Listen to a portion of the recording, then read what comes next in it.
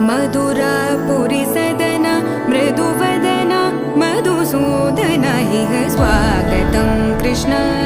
चरणागतं Krishna मधुरापुरी सदना